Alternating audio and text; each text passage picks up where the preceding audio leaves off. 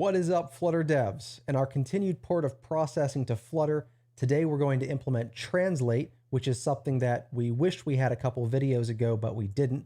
Today we're going to implement it, and then we'll have it for our exercises moving forward. So let's get into it.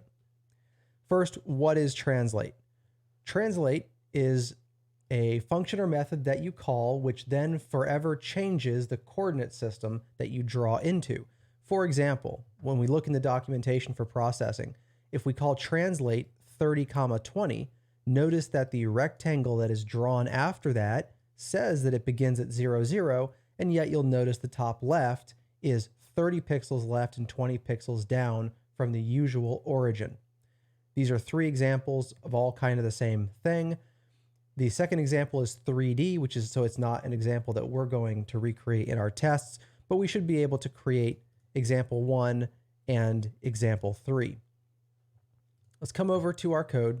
As usual, we want to begin with a test. So actually, one thing we have to look up. In the API reference, you'll notice that translate is under this transform title, which appears to be its own top-level category, which means that we're going to want a testing directory called transform and then some tests. Under test, we want transform, and then we will define transform test. Now, as we've done before, let's just go copy the structure of a test so that we can avoid retyping all of this stuff. We'll just grab one test worth here, bring that over to our new test file. Let's close out the test. Okay, we don't need the math import. This group is going to be transform. We don't need the second inner group because there are no subgroups within transform. And our test is going to be translate example 1. We will change the name down here to transform and then translate, and then get rid of this automatic concatenation or splitting. Okay, now we can update this to match what we actually want the test to be. Remember, we write the test first, then we go implement. What we want are these two lines right here.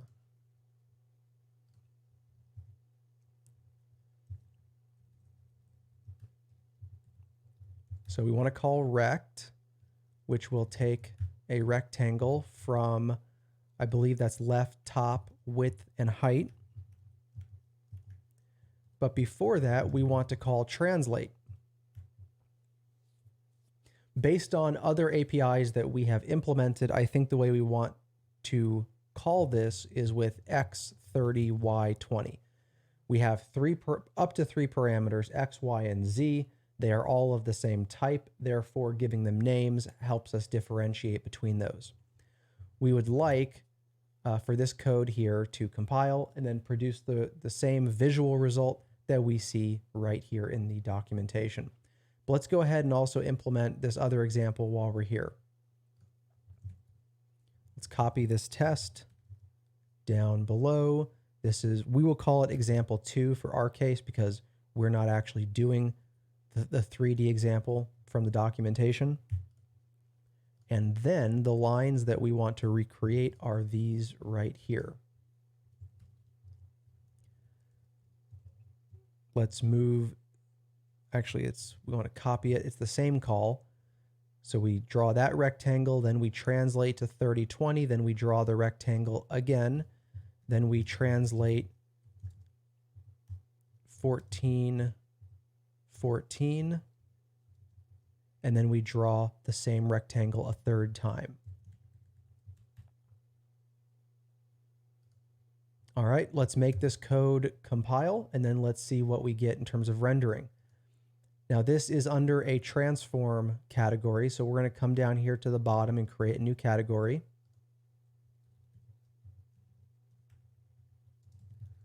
Start transform.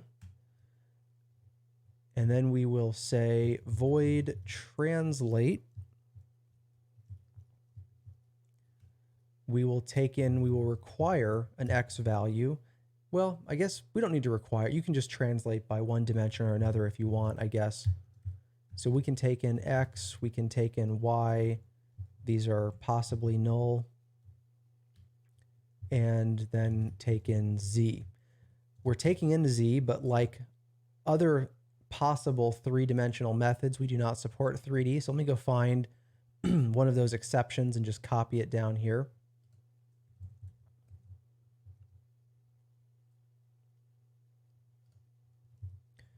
If Z is not equal to null, 3D translations are not yet supported.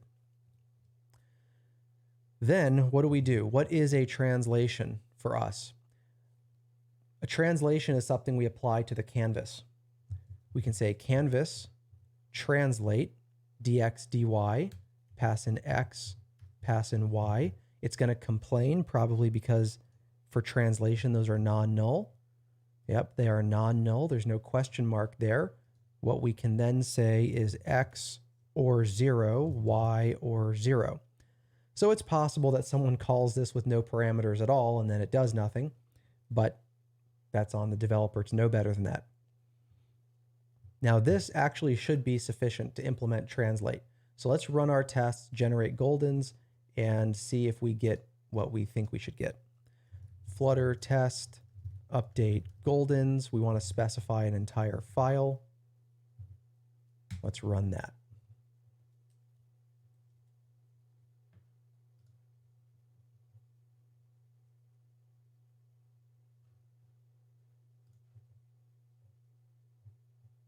And something I still haven't solved is that we need to prevent, what was the solution to this? The issue is that we are animating and we're always animating.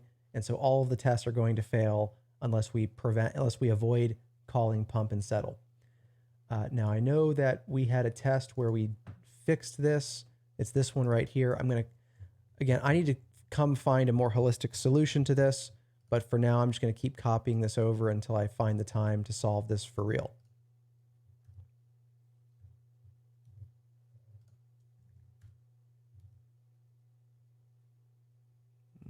Okay.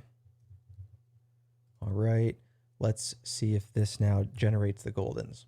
So that issue had nothing to do with what we're here to solve today. That's an existing issue that needs to be solved. Okay, now the tests run. Now we should have goldens here, reload from disk, goldens, example 1.